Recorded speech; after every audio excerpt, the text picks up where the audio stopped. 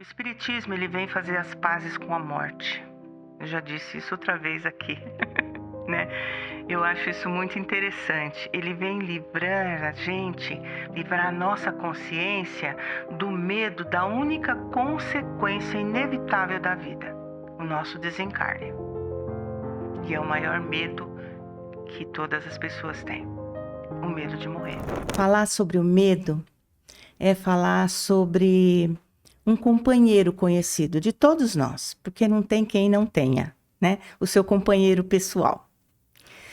Não há nesse mundo um só de nós que não tenha medo de alguma coisa.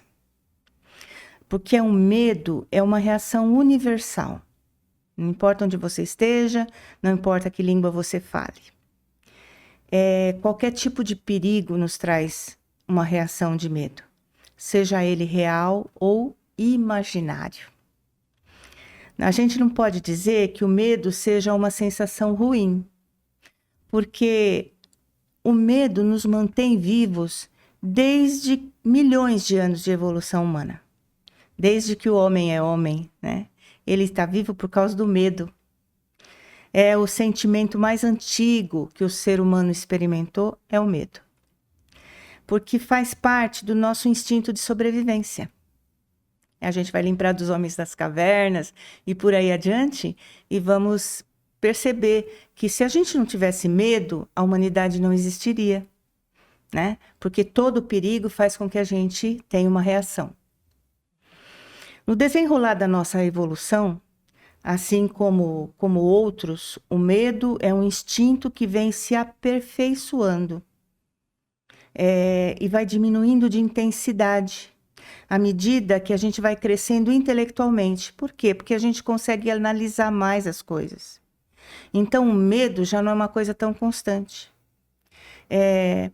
Hoje a gente consegue analisar a necessidade de a gente de se colocar em alerta diante de situações que a vida apresenta. Se a gente for se comparar com um animal, por exemplo, um animal ele é arisco, ele tem medo o tempo todo, não é? Já nós não, a gente já consegue entender situações que precisam que a gente tenha medo e outras que não. Isso em tese, né? Tem gente que não consegue. Controlar, né? Isso. Se a gente vai analisar os nossos medos, a gente percebe que são emoções geradas a partir do momento que nós nos sentimos em perigo. E acionamos esse instinto de preservação e de proteção. Pessoas que não têm medo de nada agem muitas vezes de forma imprudente. E eles fazem as coisas não medindo as consequências dos seus atos, né? Colocando em risco não só a própria vida, mas como a vida de outras pessoas. A gente tem visto isso até na mídia hoje, com bastante frequência, né? Aparentemente, a gente acredita que em algumas coisas são pessoas muito corajosas, que não têm medo de nada, né? Que desafiam, que fazem esportes radicais, sobem montanhas e não sei o quê. Você fala, eu jamais faria isso, né? Aparentemente são pessoas muito corajosas. Mas, na realidade, elas são pessoas temerárias. Porque elas se viciam na adrenalina. E aí, a secreção exagerada dessa adrenalina traz esse vício, mas traz também danos para a saúde física e para a saúde mental, né? O exagero, tudo que é demais, passa. Agora, a gente tem 2 tipos de medo. Medo real e medo imaginário. Deixa eu te perguntar, essas pessoas que se viciam nessa adrenalina, o perigo, qual seria? Do vício de estar repetindo aqueles atos ou prejudica fisicamente em algumas áreas? Prejudica fisicamente também, porque quando você se vicia na adrenalina, o seu coração, ele vive disparado e emitindo uma quantidade de sangue maior para o corpo todo. Perfeito. Entendeu? E aí você não consegue mais viver a vida de relação com as outras pessoas normal. Porque você sempre vai achar que está faltando alguma coisa. É um vício. É que nem uma droga. Entendeu? Então, essas pessoas, normalmente, elas têm problemas, mesmo que elas não prejudiquem outros, que muitos prejudicam, né? Você pega um carro, o carro é alta velocidade, aquilo você matou alguém, né? Sim. Então, assim, hoje a gente tem visto muito isso. Outras pessoas têm necessidades de esportes radicalíssimos que colocam em risco a vida. E essas pessoas, normalmente, têm problemas de relacionamento com a família, né, com a sociedade, porque elas têm essa necessidade, é mais forte do que elas. Por quê? Porque se viciaram na adrenalina. Não conseguem ter prazer se não for com a adrenalina no topo. O medo real, ele nos coloca em situação de alerta. E essa alerta é percebida pelos nossos 5 sentidos, né? A visão, a audição, o tato, o olfato e o paladar, que são os sentidos materiais que a gente tem. Isso, quando a gente recebe esse alerta, dentro de nós se aciona imediatamente no nosso organismo físico uma resposta material. Nessa resposta vai haver a liberação de alguns hormônios responsáveis pelas ações instintivas do nosso organismo. A gente não vai ficar citando aqui noradrenalina, porque o que importa é a função, é o que acontece, né, para nós. Nós não somos especialistas. Então, vai haver essa descarga de hormônios no nosso organismo. São hormônios que eles respondem a ações instintivas mesmo, né? Você tem o hormônio se descarrega, fazendo com que os nossos batimentos cardíacos, que a gente acabou de falar, aumentem. E isso provoca um maior fluxo de sangue, né, no nosso corpo. O que instintivamente vai nos trazer 2 reações diante do medo. Ou a gente ataca ou a gente foge. Olha. Né? Diante do medo. Ou você ataca ou você foge. Isso não é só para o animal, não. Para a gente também. Principalmente para a gente. Hoje você vê muitos exemplos, por exemplo, do assaltante que ele ataca e você fala, por que ele fez isso? Porque ele estava com medo. E aí, a adrenalina que fez ele ter uma reação, a reação dele foi de atacar e ele mata. Né? Então, não foi porque ele queria matar a pessoa e foi premeditado. É a reação instintiva dele, naquele momento, foi de atacar. Perfeito. Então, por outro lado, existem os medos imaginários. Nós estamos falando de medos reais, mas tem os imaginários. Os imaginários são muito interessantes. Esses não ameaçam a nossa vida, porque eles estão sendo criados na nossa alma. Vamos dizer alma para ficar mais fácil quando a gente for distinguir de espírito. Porque alma é o espírito encarnado, tá bom? Tá. Quando a gente falar espírito, é o espírito desencarnado. Perfeito. Tá. Então, vão sendo criados na nossa alma e sendo processados pelo nosso cérebro, porque o cérebro sozinho, ele não pensa. Ele é só um elemento material. O que faz ele trabalhar é a nossa alma, que pensa, né? Então, essas ameaças vão sendo criadas na nossa alma e vão sendo mandadas para o nosso cérebro, mas elas não trazem um risco real. Porém, nós controlamos espiritualmente a nossa matéria. Então, a reação do nosso organismo físico segue os mesmos parâmetros do medo real, porque o físico não pensa. Então, quando você imagina um medo, o seu físico vai reagir como se esse medo fosse real. Perfeito. Entendeu? E aí você vai ter aquela as funções descarga, físicas, como se você estivesse vivenciando aquilo que você está imaginando. Exatamente. Entendi. Entendeu? Bom, nesse caso, então, os hormônios que influenciam na fuga ou no ataque, não tem porquê, porque não é um medo real. Então, eles vão provocar um estresse no seu corpo e vão provocar diminuição da descarga de hormônios do bem-estar e do prazer. E aí você se angustia. Né? Então, assim, é uma coisa compensando a outra. Nosso cérebro, então, não distingue o que é real e o que é imaginação. E o nosso corpo vai reagir fisiologicamente às emoções da nossa alma. É isso só. Isso não depende de ser real ou imaginário. O medo imaginário, o que que ele faz? Ele tolhe a nossa liberdade e ele nos coloca em situação de insegurança. Quando você imagina um medo, você fica inseguro. Perfeito. E isso faz com que a gente fique constantemente buscando proteção. Quando você está inseguro, o que você quer? Você quer ser protegido. Então você fica buscando proteção, mesmo que a gente não esteja vivendo uma situação de perigo. Percebe? Porque é tudo na cabeça.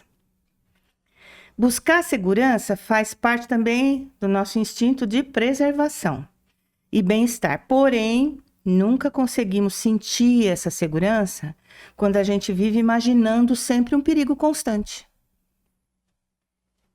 A gente não tá vivendo de fato, não estamos em perigo. Mas estamos achando que a qualquer momento vai acontecer. Entendeu? Então, essa situação está muito presente nos nossos dias de hoje. Muito presente. Né? A vida moderna, ela traz muitas comodidades, mas ela traz também um grande número de inseguranças. Né? E a gente vive hoje com medo. A gente tem alguns medos atuais. Hoje nós temos medo de tudo. Temos medo de assalto, da bala perdida, do assassinato, da polícia, dos golpes, das doenças, da perda de emprego, da falta de dinheiro, dos acidentes, de tudo a gente tem medo. São coisas reais e coisas imaginárias que a gente tem medo. Isso tem acontecido, isso vai nos aprisionando dentro do nosso mundo de segurança e solidão, né? Porque hoje a gente já não sai mais para visitar um amigo. A gente vai pelo WhatsApp. Tá tudo bem com você? Que bom, porque eu não vou sair do meu cantinho. Porque eu tenho medo de ser assaltado, eu tenho medo de ser assassinado, eu tenho medo de uma bala perdida, eu tenho medo da polícia. E você acha que a pessoa passa até a não confiar mais nos outros, com medo de até ser lesado? Porque parece que antigamente, né, não tô fazendo uma nostalgia aqui, não é isso, né, comparando épocas, mas assim, às vezes a pessoa fazia mais amizade com mais facilidade, né? Será que é o medo de abrir o coração e daqui a pouco, tô vendo tanto golpe aí, vai que... Exatamente. Então, hoje a gente está realmente muito sujeito a golpe. A gente o dia inteiro toca o telefone. Eu não sei se o seu é assim, mas o meu é louco a coisa, né? Então, você fala, meu Deus do céu, em quem que eu posso confiar? Tem gente que fala assim, ó, eu não atendi porque eu não sabia, não apareceu, nem o telefone atende, né? Exatamente. Então, assim, o que acontece hoje, na maior parte dos casos? Você forma um nicho de relacionamento, de amizade, de família, e acabou. E é aquilo, porque naqueles você confia, no resto do mundo não. Então, você vai criando nichos de relacionamento. Mas a vida não é para isso, né? A vida é para que dentro desses nichos de relacionamento, você aprenda a conviver com os outros, né? E aí você está perdendo grande parte da sua liberdade, na verdade. Você está entrando num mundo de segurança e de solidão. Porque tem gente que nem sai de casa mais, você não precisa sair de casa para nada. A farmácia te manda o remédio, o iFood te manda a comida, e você não tem necessidade de sair de casa. Você vai ficando cada vez mais solitário e vai entrando facilmente num quadro de depressão, né? De problemas psicológicos e outras comorbidades, porque quando você não se relaciona, você começa a ficar doente, né? Porque tudo para você é uma grande doença. Assim como você tem medo de tudo, qualquer coisa que você sentir para você é um alarme de alguma doença. Você vai ficando, como é que fala? Vai ficando naquela bolha que tudo é ruim. Pessimismo. Que tudo é treva, tudo é escuro, né? É isso. A valorização exagerada que a gente está dando para os recursos tecnológicos, não que eles não tenham valor, muito tem, mas a gente exagera, né? E também o materialismo que a gente está vivendo, que nos leva a querer sempre mais ter do que ser, né? Tudo nos leva a comprar alguma coisa. E como eu disse, não precisa sair de casa. Pega o seu celular, vai entregar na sua porta. Às vezes no mesmo dia, eu fico boba de ver. Nossa, eu vou comprar um negócio lá pela internet. Chega de tarde. Como assim chega de tarde? Né? Tá tão rápido, né? Então, e também, para muitas pessoas, o culto indiscriminado do prazer, né? Principalmente os mais jovens. É tão necessário ser feliz, tão necessário, porque independe de qualquer coisa. O que importa é eu fazer coisas que me deem prazer, porque o significado da felicidade é prazer para muitas pessoas. E o prazer, às vezes, imediato, Sempre o prazer imediato. Sem medir as consequências, né? Sem medir as consequências. Então, nós temos 3 coisas assim influenciando muito, né? Para que a gente vá tirando da nossa vida o sentido da existência, o motivo de estarmos aqui. E vamos trazendo para nós medos que vão tomando conta dos nossos dias, né? Nós estamos dentro de redes sociais o tempo todo, nós estamos muito materialistas, achando que precisamos ter aquilo que nem precisamos, né? E estamos muito preocupados com os prazeres imediatos, com as pequenas alegrias que a vida pode trazer. Nessa questão da posse, de ter, né? Você acha que também pode ser uma consequência desse instinto de defesa também? Você falou no início, né, que a gente tem esse instinto de defesa, e às vezes, talvez, o medo da morte, o medo da escassez, o medo de não ter. Aí a gente às vezes fica falando assim, não, eu tenho que juntar, não, eu tenho que ter mais. Ah, vai que amanhã eu não tenho. Vai que amanhã eu não posso trabalhar. Exatamente. Aí daqui a pouco a gente fica inventando desculpa. Não, deixa eu juntar pro meu filho. Vai que ele não pode trabalhar, né? Esse medo, a raiz pode estar no medo? Então, sem não, a gente raciocinar? A raiz disso é a avareza. Perfeito. Né? A raiz do medo é o medo de não ter o básico. Só que o básico deixou de ser básico. Né? Então, você toda semana está comprando uma coisa diferente que você vê. E aí vai bem ao contrário dessa questão da avareza. Vai a questão de você gastar além do que você pode, por medo de te faltar aquilo que todo mundo está consumindo e você precisa também. Entendeu? Perfeito. É exatamente o contrário. Eu li no Evangelho e me marcou muito, acho que eu já até comentei aqui, que fala assim, que nós, né, no Evangelho segundo o Espiritismo, nós criamos necessidades que não são reais, né? Que não são reais. Então, não é mais uma necessidade, né? Assim como a gente cria medos que não são reais, nós criamos necessidades que não são reais. Porque quando você recebe aquilo que você comprou, te dá prazer. E é isso que você quer. Prazer. O tempo todo. Pequenos prazeres. Acabou de abrir, já perdeu o interesse. Já não é mais novo. Você já está procurando uma outra coisa que vai te dar o prazer de receber alguma outra coisa. Perfeito. Percebe? É bem interessante isso, né? O que fizeram com as nossas cabeças. Sim, sim. Agora que a gente, né? que a gente corra atrás em ser melhor, né? Ser melhor. A gente está perdendo o endereço da nossa paz de espírito. Não temos mais. Onde está a minha paz de espírito? E nós estamos nos tornando sempre seres inseguros, buscando sempre soluções temporárias e vazias de sentido para as coisas. O grande problema da insegurança é que nos cria perigos inexistentes. O inseguro, ele sempre acha que ele está em perigo.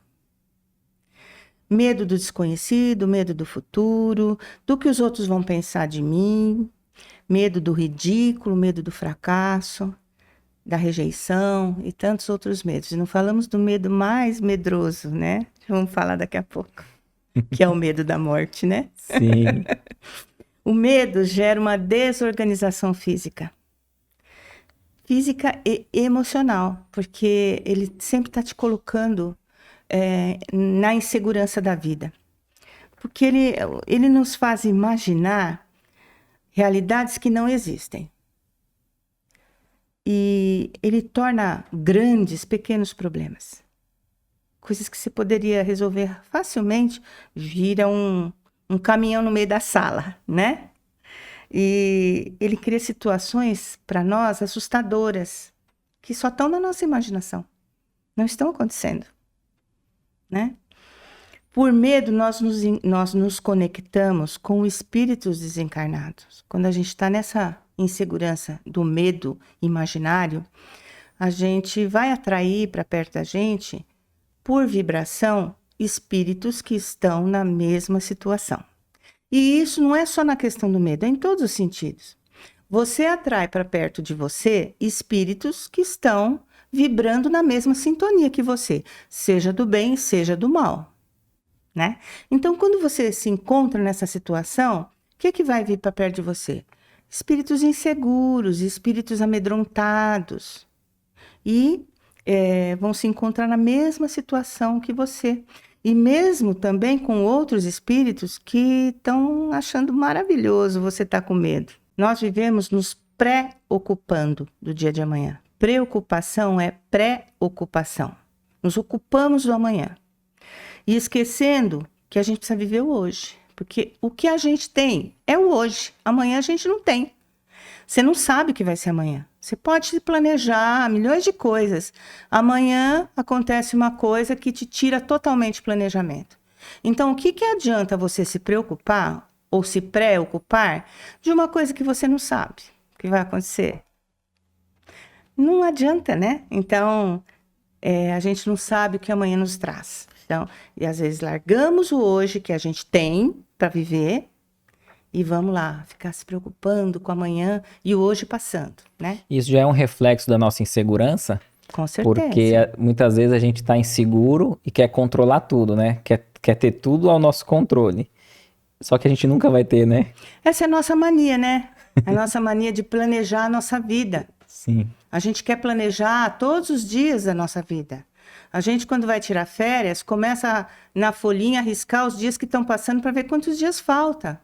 Mas, e agora? E a gente já conta até com sol ou chuva, né? Com sol ou chuva, exatamente. Que tá fora do nosso controle, né? E às vezes a gente se programa tanto, que quando a vida te mostra uma outra situação que você não vai conseguir, você fica depressivo, você entra num processo de insegurança, achando que nada está certo, que você é o azarado, que tudo acontece comigo, por que Deus deixou, porque, sabe, aquelas coisas...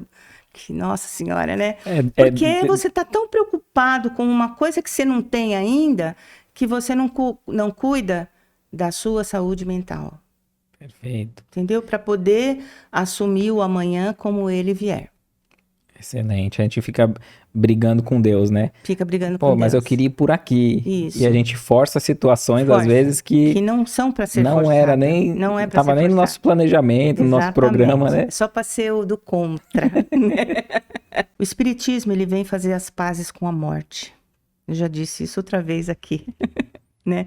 Eu acho isso muito interessante. Ele vem livrar a gente, livrar a nossa consciência do medo da única consequência inevitável da vida, o nosso desencarne. E é o maior medo que todas as pessoas têm, o medo de morrer. Porque não conhece, né? Agora, mesmo os que acreditam no desencarne e numa vida espiritual, que estamos aqui vivendo uma vida fictícia, e nossa verdadeira vida é na espiritualidade, mesmo esses têm medo de morrer. Por quê? Porque você não lembra como é, né? O esquecimento do que nós já vivemos nas outras encarnações, apesar de ser uma bênção, porque não pesa nos nossos ombros as nossas dívidas, porque não nos lembramos, né? Então, nessa vida atual, não lembramos o que fizemos na outra, ela não nos torna diferentes quanto ao medo das possibilidades que vão se apresentando, porque nós não nos lembramos. Então, a gente, por mais que diga, eu não tenho medo de morrer, lá no fundo, o que será que vai acontecer comigo? Então, eu tava pensando, sabe, em que eu tava lembrando assim, né, daquele relato do Chico Xavier, quando ele fala que tá no avião, né, aí ele conta lá no Pinga Fogo, né, o pessoal que quiser ver é só pesquisar, né. É muito bom. E aí ele fala que ele tá ali, ele tá com medo da morte, todo mundo tá gritando, que o avião começa a dar umas piruetas, e ele fala, eu vou morrer, e todo mundo gritando, ele grita, vale-me Deus, grita também, né. Sim. E aí o Emmanuel aparece para ele e fala assim, ó, por favor, vergonha, né? né? Todo mundo tá num risco iminente, né? Então, morra com educação, né? Silêncio. Aí a gente vê depois, né? Passou mais de 30 anos, como ele Sim. desencarnou, né? Isso. Tranquilo, sabendo a hora que ia, foi lá, Exatamente. falou que ele ia num dia em que todos os brasileiros estivessem felizes, né? Sim. E aí o Brasil tinha acabado de conquistar a Copa do Conquistar a Copa, Mundo. Aí dizem, né, a pessoa próxima a ele que ele foi, fez a barba, se arrumou, sabia que ele ia desencarnar, né? E aí eu fico pensando, é o mesmo ser, mas ele encarou um momento que ele achava que era de morte com um aspecto humano, que apesar de ser médium ali evoluído, né, não deixou de ter o medo.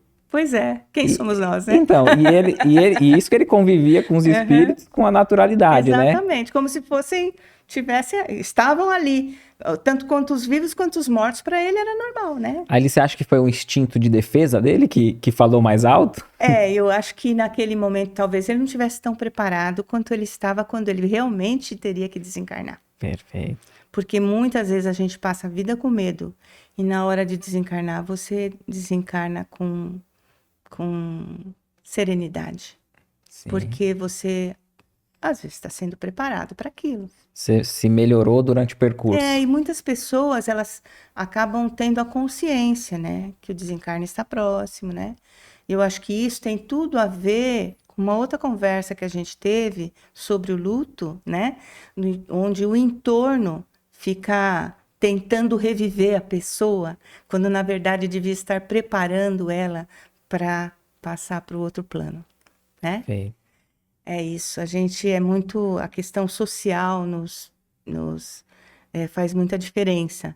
E o entendimento, o conhecimento vai fazer uma diferença fundamental. Para a gente não passar vergonha na hora de desencarnar. Sim. Não dá trabalho, né?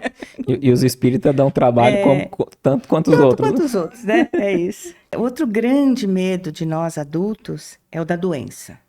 De ficar numa cama dependendo de cuidados. A gente fala, eu não tenho medo de morrer. Eu tenho medo de ficar numa cama, né? E quando a gente fala isso, a gente ficamos com aquela expressão de preocupação e de tristeza, como se a gente estivesse determinando que o nosso destino vai ser esse e que o nosso orgulho vai ficar ferido no dia em que outra pessoa precise cuidar do nosso corpo físico. A gente não tem essa consciência, mas é puro orgulho. Entendi. Né? Esse fato de não querer dar muitas vezes essa fala, né? De não querer dar trabalho pro outro, na verdade. Não é de verdade. É quando a gente não quer ficar na situação. A gente está se lixando se a gente vai dar trabalho pro outro. O que a gente quer é não ficar nessa situação. Entendeu? Então a gente dá essa desculpa. Eu não quero dar trabalho pro outro. Porque quando a gente comenta assim, né? Ah, eu perdoei fulano. Se ele precisar de mim, eu vou lá e ajudo, porque eu já perdoei. Mas a gente não pensa numa situação assim, né? Eu perdoei fulano. Se eu precisar de ajuda, eu vou querer que ele... Eu vou pedir para ele vir me ajudar. Geralmente a gente não pensa nessa posição. Não, orgulho, eu tô lá em cima. Eu perdoei. Entendeu? Eu tô acima dele. Ele eu sou o bonzinho, ser perdoado. Né? Olha... Né? A gente sempre esquece que quando acontece alguma coisa entre duas pessoas, tem a atuação dos dois, né?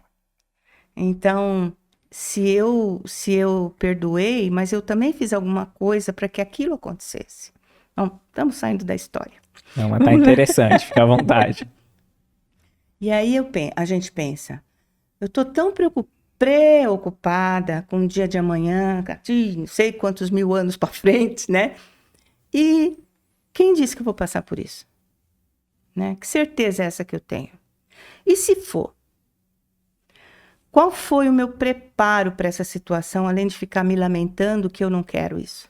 Eu me preparei para o caso de acontecer? A minha tristeza, a minha indignação vão trazer algum conforto para mim ou para quem vai cuidar de mim?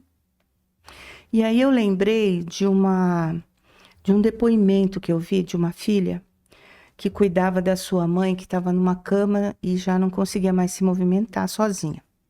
E essa filha dizia assim, que o melhor momento para ela era quando ela preparava sua mãe para o banho.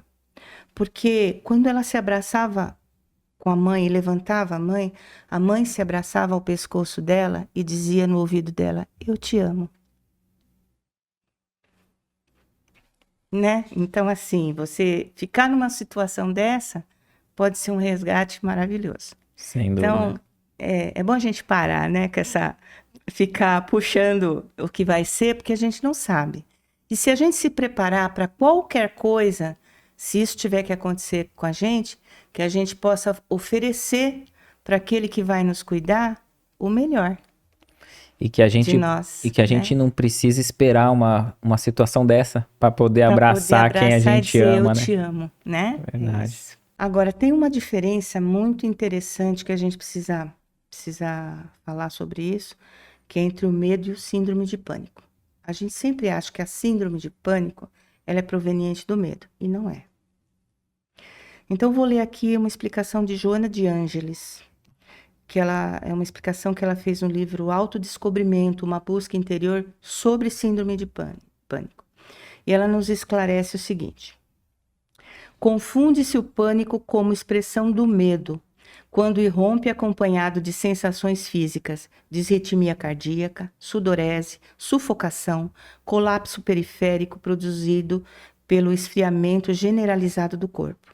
Essa sensação de morte, compressão no peito e esvaecimento das energias que aparece subitamente, desencadeada sem aparente motivo, tem outras causas, raízes mais profundas. Na análise do distúrbio de pânico, constata-se o fator genético com alta carga de preponderância, e especialmente a presença de noradrenalina no sistema nervoso central. É o hormônio que controla a resposta de luta ou fuga do organismo em situações de estresse. É, portanto, uma disfunção fisiológica.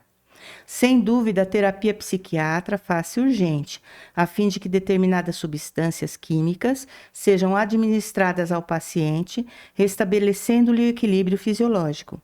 Há, entretanto, síndromes de distúrbio de pânico que fogem ao esquema convencional, aquelas que têm um componente paranormal como decorrência de ações espirituais em processos lamentáveis de obsessão. Agindo psiquicamente sobre a mente da vítima, o ser espiritual estabelece um intercâmbio parasitário, transmitindo-lhe telepaticamente clichês de aterradoras imagens que vão se fixando até se tornarem cenas vivas, ameaçadoras, encontrando ressonância no inconsciente profundo, onde estão armazenadas as experiências reencarnatórias, que desencadeadas emergem, produzindo confusão mental até o momento em que o pânico irrompe incontrolável, generalizado. Dá-se nesse momento a incorporação do invasor do domicílio mental, que passa a controlar a conduta da vítima, que se lhe submete à indução cruel. Vamos trocar isso em miúdos, porque a Joana de Ângeles é difícil de ser entendida, né? O que ela quis dizer? O que ela quis dizer com tudo isso, né? É preciso que a gente entenda que quando ela fala de fator genético, não estamos nos livrando de responsabilidades pelo que nos acontece, porque aí fala: ah, mas eu vim, isso é da família. A minha mãe tinha síndrome do pânico, a minha avó tinha síndrome do pânico, e eu tenho síndrome do pânico por causa disso. Ok. Isso não tira a sua responsabilidade. Perfeito. Né? Na síndrome que você tem. Levando em conta que a gente tem uma família espiritual, além dessa família material, e que no nosso presente nós vamos carregar heranças do passado, fica fácil a gente entender que muito do que nos acontece já identificamos nos nossos pais e familiares. Beleza. E isso não tira a nossa responsabilidade pela dor que nos visita, seja ela psicológica ou material. Apenas nos informa que antes de a gente encarnar, a gente buscou familiares que tinham essa genética física. Porque poderia nos facilitar o processo de aprendizagem a que nós estamos sujeitos. Percebe? Eu não encarnei aqui porque eu caí de paraquedas. Eu escolhi estar nessa situação. Então, se eu tenho uma genética material, né? É porque eu escolhi essa genética material. Por quê? Porque eu preciso dela para eu aprender a lidar com certas coisas. Então, até a nossa própria genética não é o acaso, né? Não é o É construção acaso, nossa também, é construção nossa. né? Exatamente. E a gente escolhe, né? Tem um texto do Emmanuel que eu não vou lembrar, mas ele dá a entender ali, pelo menos da forma que eu absorvi, assim, que a gente escolhe até a nossa enfermidade quando a gente escolheu as atitudes que causam, né? A causa que Exatamente. vai levar aquela. Então, assim, se eu falar assim, mas eu escolhi determinada limitação, enfermidade, então a gente escolheu a partir do momento que a gente abusou de alguma coisa. Exatamente. Porque aquilo que a gente fez de errado está impresso no nosso perispírito. Sim. E aí você vai precisar daquela situação para que você se cure perispiritualmente. Porque o perispírito é o corpo do espírito. Espírito, perispírito, matéria. Bom, tem outras coisinhas aí no meio, mas fica difícil de explicar, né? Mas então, você vem com o perispírito, quando você vai ajudar na construção do seu corpo, porque você, né, ajuda a construir, fazer aquele esquema engenhoso, né, de engenharia espiritual, de como será o seu corpo, você não consegue fazer perfeito o que o seu perispírito está danificado. Você vai ter problemas ali, porque você precisa daqueles problemas para a reconstrução daquele perispírito, onde ele está danificado. E a doutrina espírita é apaixonante porque com essa informação, ao mesmo tempo que a gente vê Deus justo, né?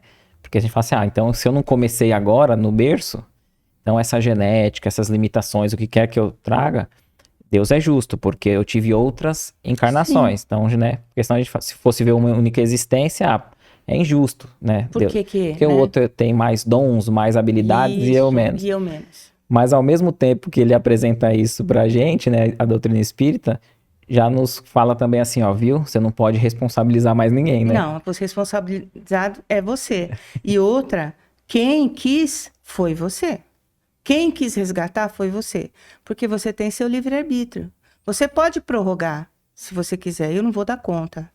Então, me manda um pouco nessa, um pouco na outra, depois na outra. Entendeu? Porque eu fiz muita bobagem, beleza. Mas, se você veio nessa condição, é porque você disse que você tinha condições. Você veio na tentativa de pagar à vista o que você podia pagar a prazo. Entendeu? Você quis, porque você tem livre-arbítrio de querer também. Não é Deus que te impõe. Você vai assim porque você fez isso. É sua consciência. Percebe? É Deus dentro de você. Porque você tem a genética divina dentro do seu espírito. A genética material dentro da sua matéria. E a genética divina dentro do seu perispírito. Que Deus que te criou. E o interessante aí, a Joana de Ângeles abordando, é que o espiritismo não é contra a medicina terrena, né? Então ali ela deixa bem claro, né? Que sim, em muitos casos, na psiquiatria, é preciso a intervenção do medicamento, né? Porque a ciência, a medicina, ela não está aqui por acaso, né? Ela também está por intervenção divina. Porque a gente precisa de soluções materiais para nosso corpo material. Então, por isso que os cientistas vão descobrindo soluções para os problemas, né? Porque é necessário para nosso organismo físico soluções físicas. Né? Então, assim, nesse processo, a fragilidade da síndrome do pânico, a fragilidade psíquica do indivíduo pode abrir espaço para a aproximação de espíritos com diferentes intenções.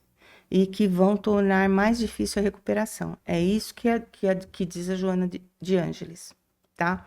Então, você tem a questão física, que precisa do tratamento físico, porque o seu organismo tem a deficiência daqueles hormônios. Então, você, desde pequeno, você não tem produção de hormônio suficiente para você estar bem. Então, você tem essa propensão a entrar na síndrome do pânico. Então, isso é uma solução física, mas não tem só a solução física. Tem a solução espiritual, né? Então, há espíritos envolvidos em situações angustiantes que vão se aproximar da vítima não com más intenções, mas buscando companheirismo na dor. Porque a gente, quando desencarna, a gente não se torna outra pessoa. A gente continua sendo aquilo que a gente é. E a pessoa às vezes desencarna num processo de suicídio por causa de uma síndrome do pânico, né? E leva isso e continua assim, até que ele ache por bem se esclarecer e sair dessa situação. Então, aquela vibração que você está tendo quando você está numa crise de pânico, você traz espíritos na mesma vibração. Não estão querendo te fazer mal, só estão querendo companheirismo. Eles se sentem bem na sua companhia porque você tá vibra vendo? igual. Ai, você vibra a mesma coisa que Você eu. me entende. Você me entende, exatamente. Outros vão se comprazer em proporcionar situações desesperadoras. Infelizmente, a gente tem espíritos inferiores que gostam, né, do mal ainda, né? Vão crescer, mas por enquanto ainda estão, né, nessa situação. Então, eles vão se aproximar de você como verdadeiros torturadores. Você não tem na matéria aquelas pessoas que gostam de torturar? Tem, né? Muitos. Na espiritualidade também, né? Aquele gozo pela tortura, por maltratar o outro. E tem os desafetos do passado, né? Aqueles que a gente não veio com crise de pânico por acaso, e normalmente nós viemos com esses problemas porque a gente tem os desafetos do passado. Nós estamos tentando nos reconciliar, né? Eles vão estar envolvidos, não estão envolvidos em processo de perdão, muitos deles. Aqueles que a gente prejudicou ainda não nos conseguiram nos perdoar. Então, eles buscam a vingança. Eles vêm se aproveitando da condição material da vida para que eles possam estar ali te sufocando, para sentir prazer em se vingar de você. Por esses motivos, a orientação espírita para casos de síndrome de pânico é sempre a busca do tratamento psiquiátrico, em conjunto com o tratamento espiritual, que deve ser complementado pelo estudo da espiritualidade, pelo estudo doutrinário, pelo entendimento das verdades maiores, né, espirituais. Porque você estudando, tanto você encarnado, como aquele desencarnado que está ali querendo o teu mal, ele vai ser instruído também. À medida que você se instrui, ele também vai se instruindo. E ambos serão beneficiados. Então, não é uma questão de afastar aquele que está te perturbando. É uma questão de esclarecer. E se você se esclarece, ele, por sua vez, como está do seu lado, se esclarece também. Ó, que beleza! É bom para todo mundo. A gente muitas vezes se sente abandonado quando a gente está vivendo essas sensações de medo, de insegurança, né? Você sente que a gente está abandonado, essa sensação de desamparo, né? Ela vem pelo nosso excessivo envolvimento com as coisas materiais mesmo. A gente se sente desamparado. Para onde eu vou? O que eu faço? Qual é o melhor caminho? É um medo, né? Um medo das coisas, né? Mais dúvidas do que certezas, né? E aí a gente fica com aquela fragilidade, né? Aquela fragilidade porque essa fragilidade nos tira a sensação de pertencimento espiritual. Parece que a gente é só matéria. A gente não tem pertencimento, a gente não tem ninguém do nosso lado. Como não? Sabe como a gente não tem? A gente está sendo amparado o tempo todo, né? E isso nos leva ao medo. Imaginar que estamos sós, mas não estamos sós, né? Verdadeiramente, Deus nunca se afasta de nós, nunca. Ele nunca nos abandona. E Ele sempre está ali cuidando da gente, esperando que a gente se volte para o carinho do Pai, né? E a gente insiste em não se voltar para o carinho do Pai. E quando você se volta e se conecta com Deus, metade dos problemas seus são resolvidos, né? Porque você entra numa outra dimensão de pertencimento. Você deixa de pertencer a esse mundo material que te sufoca e passa a pertencer ao carinho de Deus, que é o nosso Pai, né? E aí é isso. Esse né? é o desejo de cada um de nós, né? É o desejo de cada um de nós. A gente sempre está querendo que Deus nos ampare. E tem uma história que eu vou resumir aqui bem interessante. Diz que uma professora, eu peguei essa história num momento espírita, que é lá da Federação do Paraná, né? É um programa radiofônico. E assim, resumindo a história, uma professora queria que seus alunos dissessem qual eram os seus medos, para que ela pudesse trabalhar isso com eles. E aí ela saiu perguntando, fulano, o que você tem medo? Ah, tenho medo de a minha mãe me esquecer na escola. Ah, eu tenho medo de passar fome. Ah, eu tenho medo disso, eu tenho medo daquilo. Aí chegou numa menina e a menina falou, eu tenho medo do Malamém. Do Malamém? Ah, Malamém, professora, é um monstro. É um monstro que assustador demais. Mas quem é esse Malamém? Olha, professora, a minha mãe reza todo dia e ela fala: livrai-nos do Malamém. E eu nunca tive nem coragem de falar o nome do Malamém em casa, porque eu sei que é um monstro, porque todo dia ela pede para Deus livrai-nos do Malamém, né? Do mal, amém. Sim. Então, assim, são as questões imaginárias, né? Criamos monstros imaginários nas nossas vidas. E precisamos entender que esses monstros não existem para que a gente seja feliz. Porque senão a gente vai ter medo do Malamém pro resto da vida. Perfeito, excelente. Essa história eu não conhecia, muito interessante, né? E geralmente esse mal, né, livrai-nos do mal, muitas vezes é um mal que habita dentro de nós, né? Dentro de nós, Não é exatamente. não é Não é um externo. mal exterior, é a minha inferioridade, né? É isso.